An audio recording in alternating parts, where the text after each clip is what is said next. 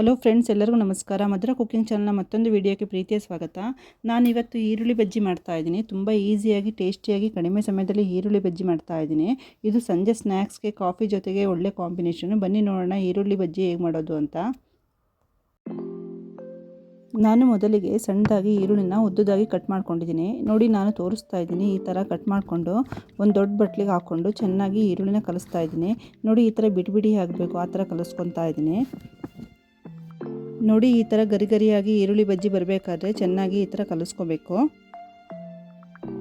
ಅದ್ರ ಜೊತೆಗೆ ಒಂದೆರಡು ಹಸಿರು ಮೆಣಸಿನ್ಕಾಯಿನ ಕಟ್ ಮಾಡಿ ಸೇರಿಸ್ತಾ ಇದ್ದೀನಿ.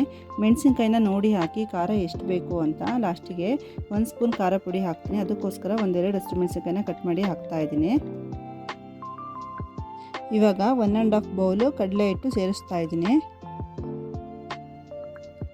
ಅದ್ರ ಜೊತೆಗೆ 2 ಸ್ಪೂನ್ ಚಿರೋಟಿ ರವೆ ಸೇರಿಸ್ತಾ ಇದ್ದೀನಿ. ಯಾವುದಾದ್ರೂ ರವೆ ಹಾಕ್ಬೋದು. ನನ್ನ ಹತ್ರ ಚಿರೋಟಿ ರವೆ ಇತ್ತು, ಅದನ್ನೇ ಸೇರಿಸ್ತಾ ಇದ್ದೀನಿ. ನಂತರ ಅದ್ರ ಜೊತೆಗೆ 2 ಸ್ಪೂನ್ ಅಕ್ಕಿ ಹಿಟ್ಟು ಹಾಕೋದ್ರಿಂದ ಗರ್ಗರಿಯಾಗಿ ಕ್ರಿಸ್ಪಿಯಾಗಿ ಈರುಳ್ಳಿ ಬಜ್ಜಿ ಮಾಡ್ಬೋದು. ಅದಕ್ಕೆ ಅಕ್ಕಿ ಹಿಟ್ಟು ಸೇರಿಸ್ತಾ ಇದ್ದೀನಿ. ಆಮೇಲೆ ಕರಿಬೇವಿನ ಸೊಪ್ಪು ಸಣ್ಣದಾಗಿ ಕಟ್ ಮಾಡಿ ಅದ್ರ ಜೊತೆಗೆ ಸೇರಿಸ್ತಾ ಇದ್ದೀನಿ. ಕರಿಬೇವಿನ ಸೊಪ್ಪು ತಿನ್ನೋದ್ರಿಂದ ಆರೋಗ್ಯಕ್ಕೂ ತುಂಬ ಒಳ್ಳೆಯದು ಮತ್ತು ಟೇಸ್ಟ್ ಕೂಡ ಸೂಪರಾಗಿರುತ್ತೆ. ಅದರಿಂದ ಕರಿಬೇವಿನ ಸೊಪ್ಪು ಹಾಕೋದ್ರೆ ಒಳ್ಳೆಯದು. ಸಾಂಬಾರು ಸೊಪ್ಪಿದ್ದರೆ ಹಾಕ್ಬೋದು. ನನ್ನ ಹತ್ರ ಸಾಂಬಾರು ಸೊಪ್ಪು ಇರಲಿಲ್ಲ, ಅದಕ್ಕೆ ನಾನು ಹಾಕಿಲ್ಲ. ನೀವು ಮನೇಲಿದ್ದರೆ ಸಾಂಬಾರು ಸೊಪ್ಪು ಹಾಕೋಬೋದು. ನಂತರ ಅದ್ರ ಜೊತೆಗೆ 1/4 ಟೀ ಸ್ಪೂನ್ ಅಡುಗೆ ಸೋಡಾ ಪುಡಿ ಹಾಕ್ತಾ ಇದ್ದೀನಿ. ಮತ್ತು 1 ಸ್ಪೂನ್ ಅಚ್ಚಕಾರದ ಪುಡಿ ಹಾಕ್ಕೊಂಡು ರುಚಿಗೆ ತಕ್ಕಷ್ಟು ಉಪ್ಪು ಹಾಕಿ ಫಸ್ಟ್ ಈ ಥರ ಮಿಕ್ಸ್ ಮಾಡ್ತಾ ಇದ್ದೀನಿ. ನೀರು ಹಾಕ್ತಲೇ ಫಸ್ಟ್ ಈ ಥರ ಮಿಕ್ಸ್ ಮಾಡಿ ಇವಾಗ ಸ್ವಲ್ಪ ನೀರು ಹಾಕ್ಕೊಂಡು ಕಲಿಸ್ಕೋಬೇಕು. ನೋಡಿ, ಈ ಥರ ಸ್ವಲ್ಪ ನೀರು ಹಾಕಿ ಕಲಸಿ. ಜಾಸ್ತಿ ತೆಳುವಾಗಿ ಕಲಿಸ್ಬಾರ್ದು ಮತ್ತು ತುಂಬ ಹಸಿ ಹಿಟ್ಟು ಕಾಣೋ ಥರನೂ ಗಟ್ಟಿಯಾಗಿ ಕಲಿಸ್ಬಾರ್ದು. ನೋಡಿ, ಈ ಥರ ಸಾಫ್ಟಾಗಿ, ತುಂಬ ಗಟ್ಟಿ ಬೇಡ, ತುಂಬ ಸಾಫ್ಟಾಗೂ ಬೇಡ, ಒಂದು ಹದವಾಗಿ ಕಲಸಿಡ್ತಾ ಇದ್ದೀನಿ. ನೋಡಿ, ಈ ಥರ ಮತ್ತೆ ಸ್ವಲ್ಪ ನೀರು ಹಾಕಿ ಕಲಿಸ್ಕೋಬೇಕು. ಈರುಳ್ಳಿ ಎಲ್ಲ ಫುಲ್ ಸ್ಲೈಸ್ ಆಗಬೇಕು, ಆ ಥರ ಕಲಿಸ್ಕೊಂಡು ಇವಾಗ ಅದ್ರ ಜೊತೆಗೆ ಬಿಸಿಯಾಗಿರುವಂಥ 2 ಸ್ಪೂನ್ ಆಯಿಲ್ ಸೇರಿಸ್ತಾ ಇದ್ದೀನಿ. ಈ ಥರ ಆಯಿಲ್ ಸೇರಿಸ್ಕೊಂಡು ಬಜ್ಜಿ ಮಾಡಿದ್ರೆ ಕ್ರಿಸ್ಪಿಯಾಗಿ ಗರಿಯಾಗಿ ಚೆನ್ನಾಗಿ ಬರುತ್ತೆ. ಅದಕ್ಕೋಸ್ಕರ 2 ಸ್ಪೂನ್ ಆಯಿಲ್ ಹಾಕ್ತಾ ಇದ್ದೀನಿ. ನೋಡಿ, ಈ ಕಡೆ ಸ್ಟವ್ ಆನ್ ಮಾಡಿ ಒಂದು ಬಾಣಲಿಗೆ ಆಯಿಲ್ ಕಾಯಕ್ಕಿಟ್ಟಿದ್ದೀನಿ.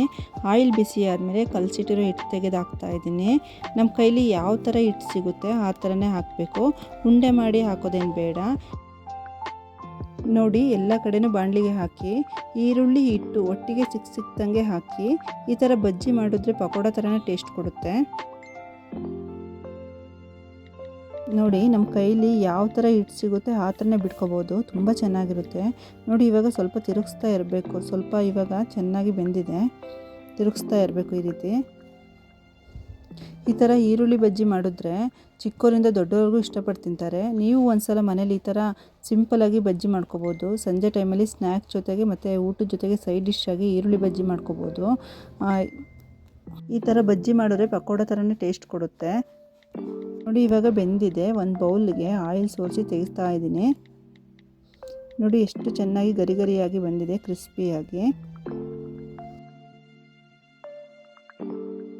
ನೋಡಿ, ಈ ಥರ ಎಷ್ಟು ಚೆನ್ನಾಗಿ ಗರಿಯಾಗಿ ಸಿಂಪಲಾಗಿ ಈರುಳ್ಳಿ ಬಜ್ಜಿನ ಕಡಿಮೆ ಸಮಯದಲ್ಲಿ ಮಾಡ್ಕೋಬೋದು.